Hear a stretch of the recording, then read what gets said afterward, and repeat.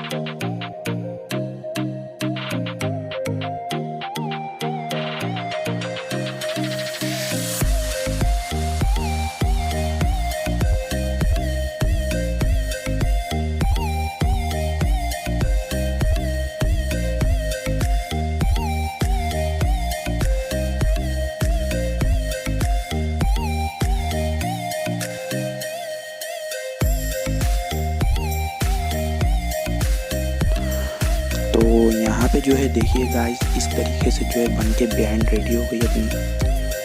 और यहाँ पे देखिए ये पूरा रेडी हो गई, ठीक है। तो उम्मीद करूँगा आप लोगों को वीडियो पसंद है। नहीं पसंद है तो वीडियो को लाइक करो, शेयर करो अपने दोस्तों के साथ, और अगर से चैनल पर नए हैं तो चैनल को सब्सक्राइब ज़रूर कर लेना।